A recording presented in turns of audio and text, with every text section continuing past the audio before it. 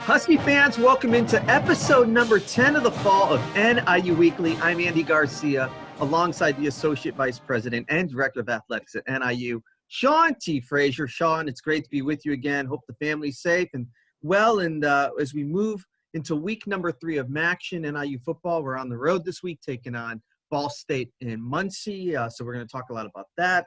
Women's cross country, the MAC championships of this weekend. We're also going to talk a little bit with Adrian Myers this week, along with Thomas Hammock of football.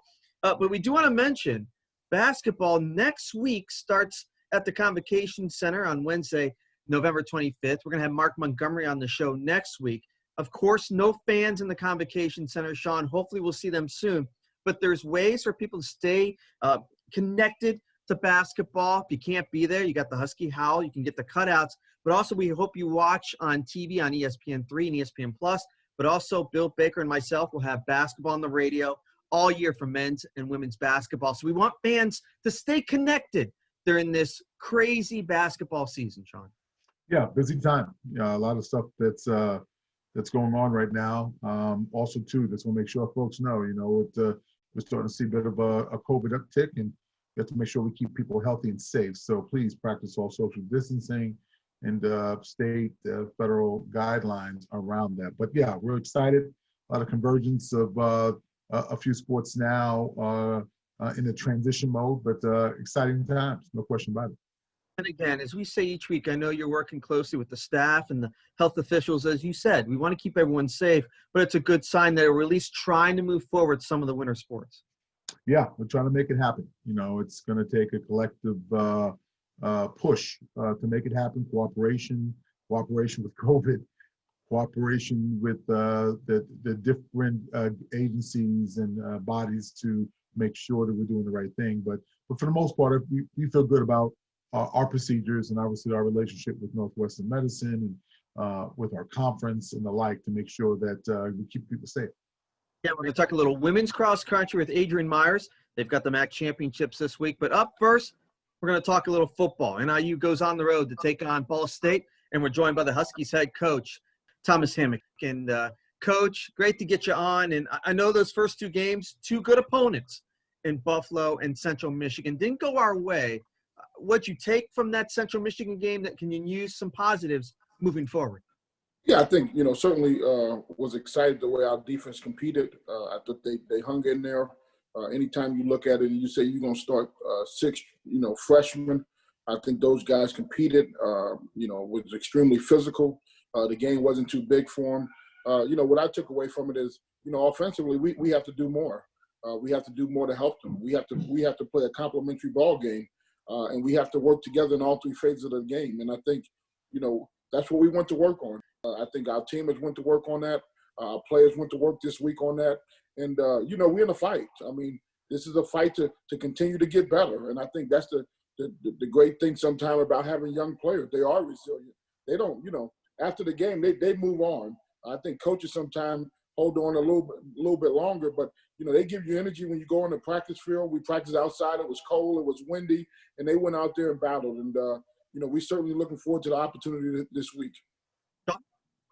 Yeah, so, a lot of adages that could be attributed to what we saw.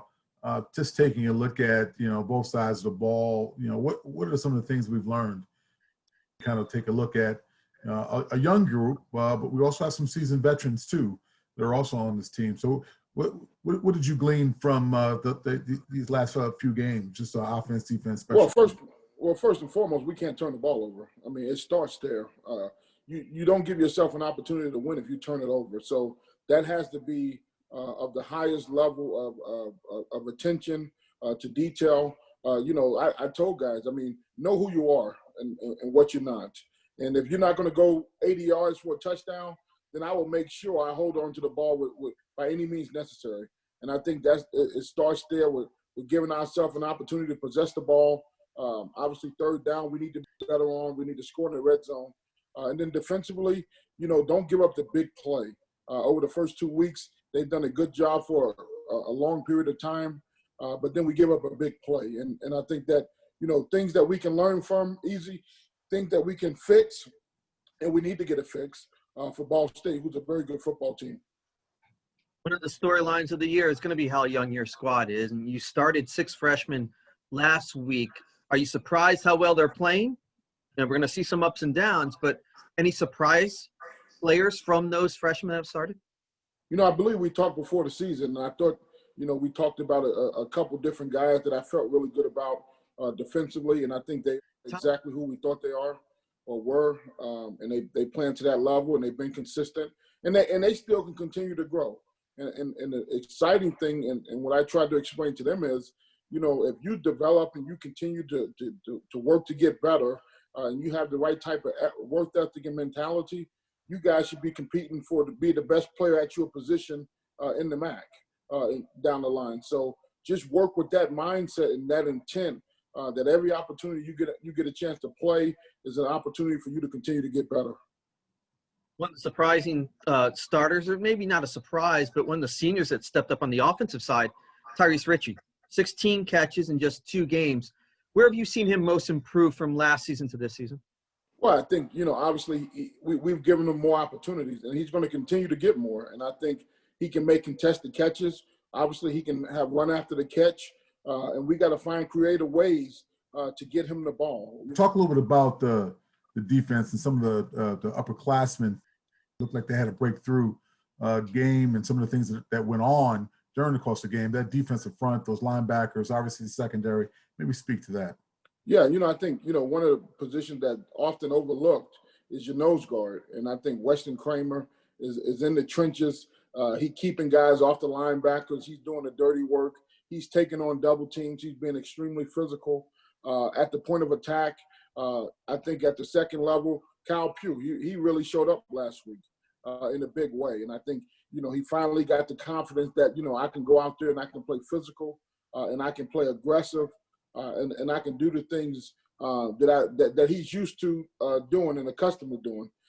And in the secondary, we're young, but at the same time, to have a young man like Jordan Gandy make that interception, made multiple tackles, those are the areas that we can continue to grow, creating turnovers and those splash plays to give our offense another chance to move the ball. Moving forward here to Ball State this week, trophy game, bronze stock is on the line. Have you seen that extra motivation when you play for a trophy like this? I think these young men want to win. So I think the motivation is there to win a game.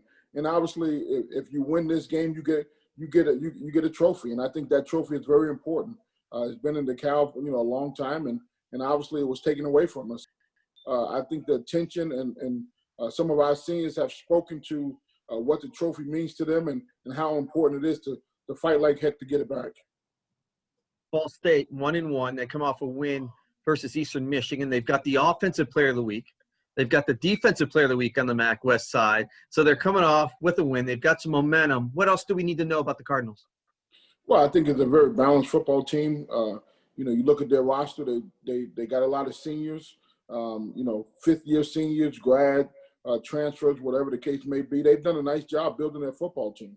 So we got a tremendous challenge ahead of us. We got to play team football in all 3 phases, and then we got to be able to match their level of physicality. This back is a physical downhill runner, and if you wait and hesitate, he will make you look silly. So we got to make sure that we do everything possible to gang tackle, and then they're going to try to get the ball down the field in the play action game. So we got to play a team game, and special team to be a big part of it. We have to try to dominate that phase to give ourselves every opportunity to play to win. Now you're going on the road for the first time in the COVID-19 area. Have you had to do a lot of changes to what you guys do with your adjustments going on the road? Yeah, obviously, there's a lot more precaution that you have to take, with the buses, at the hotels, with the meals, with team gatherings, a lot less interaction. But, like I told the team, excited to go on the road. We've been in DeKalb since June. And, obviously to see something different, to get into a new territory, where you kind of bond as a team, you got to work together. All you got is each other. I think, we got to embrace that atmosphere. We got to embrace the opportunity. And obviously, the weather conditions, whatever comes our way, we need to be able to embrace it and try to move forward. Sean, as we wrap things up with Coach, again, an opportunity for this team to go on the road, get a win, and improve from week to week. Just looking for that first W. Yeah, just getting better, in all phases. I think Coach says it well. I think coaches, the kids are extremely hungry for that first win, and in practice, they've been out there in the elements. I know I've been out there with them, and it's those repetitions and the things he's been able to accomplish. So, big game, but growth is it's all about getting better every day. Coach, I appreciate the time, and I'll see you on Wednesday night. Good luck. Thank you. Husky's head football coach Thomas Hammock. Sean, we moved from football to a sport that has had to go through a lot. Normally a fall sport. They had one event before they get now ready for the MAC championships this weekend, and that's cross country, as we have now Adrian Myers, head women's cross country coach at NIU. He joins us now on NIU Weekly. And Adrian, great to see you. Great to be with you. I've missed you, not been able to see you around campus a little bit this fall, but you guys have got a big event coming up, the MAC championships. Just talk about where you started with this team when they got back on campus, not even having a lot of events, but a MAC championship is on the line this Saturday. Right. Yeah. I mean, the way our sport works and the way we kind of train is staying ready so we don't have to get ready. So it was one of those deals where we were always training, even though they said that we weren't going to necessarily have a season in the fall. We were still training, for the next season, being track, and we kind of build from the fall to the spring. So everything kind of follows in a similar sequence regardless of where the competitions lie. So for us, we just kind of needed that one meet to tune up, and then we'd be ready for the championships. And back to your question, I think the challenge was coming in the door is the uncertainty. Everyone had been training in our sports, a lot of work. It's literally all it is. It's work every day.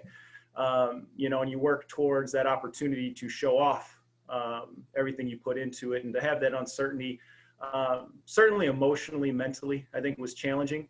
So when we did get the opportunity to have something on the books and on the calendar, definitely excited everybody, definitely made them a little nervous too, not having an outdoor season and those opportunities. But, we got that first meet out of the way, and Bowling Green State had a good showing, I wouldn't say our best showing, but we had a strong showing considering where I thought we'd be coming in the doors this year.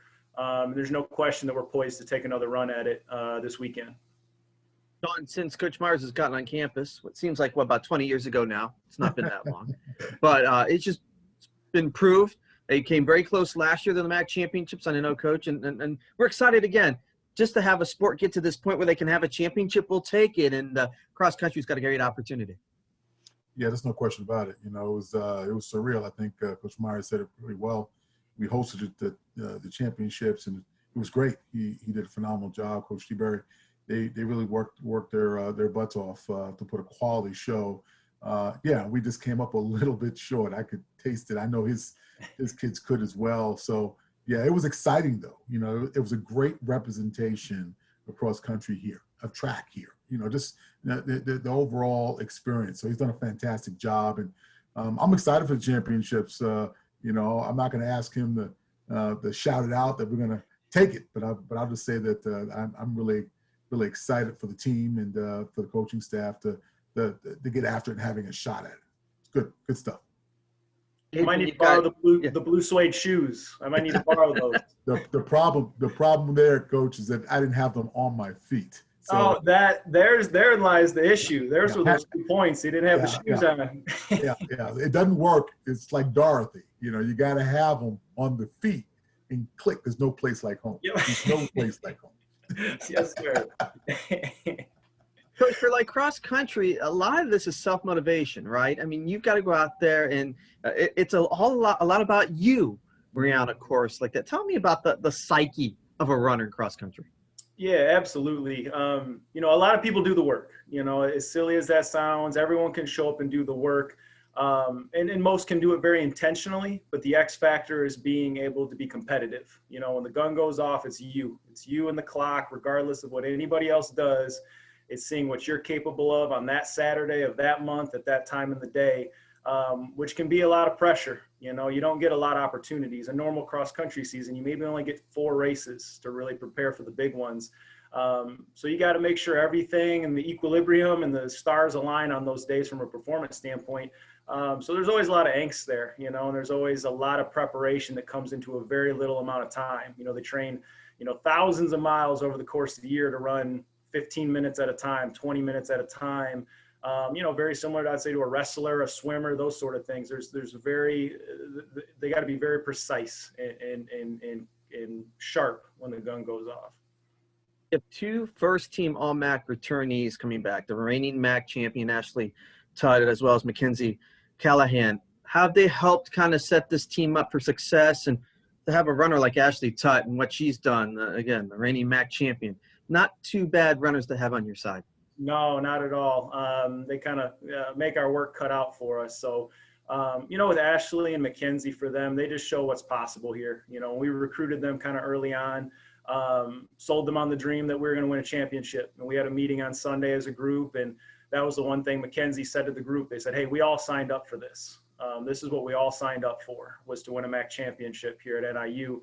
And now we get our opportunity. And they've always kind of been the ones drinking the Kool-Aid before everybody else was. And you got to have those people to build a program, and the ones that see you through the ups, through the downs. Similarly, as a coach, that I've seen them in their careers through the ups and the downs to get here. And these are kids that could run anywhere in the country and contribute equally at any conference in the league. And they're Huskies, and they're very proud to be Huskies. And as a result, that spills all the way down the program into the roots of the foundation. So the mark they're going to leave here, after next year, will continue to grow exponentially. So they're you can't put a value on how much they've contributed here. But I want you to go also about some of the younger members of the squad too, because I know you have high potential. I know that I don't like that word much, but they've got some opportunities too. And being young is not going to be a disadvantage for them. No, not at all. We have Janae Dean, who is one of our top freshmen right now. She's one of the top freshmen in the conference. She ran Hoffman Estates. Unfortunately for, I think, every sport right now, it's tough recruiting because people aren't having seasons, and you're recruiting off sophomore and junior performances. And this is a kid that showed a ton of potential, like you said, coming out of high school. Didn't have a senior year, but very well could have been a state champion in her respective event in high school, was close as a junior, and doesn't have a lot of cross-country experience. And right off the bat, she was our number 6 in the first meet. Very competitive. And then we have an athlete currently here, Solea Ibrahim, who's a junior college transfer, was an All-American last year, out of Mather High School, that won't be able to compete for us this fall, but will in the spring. Definitely a game changer in competitiveness once she gets out there. So not a lot of newcomers on the roster, but with a roster our size currently, I think we're always around 20, 21 people. There's a lot of progress being made from the ranks from the bottom up. Coach, I'll let you have the final word and just get the what you guys are going to have to do this weekend to get the MAC championship, but an exciting time when you're able to go for a title.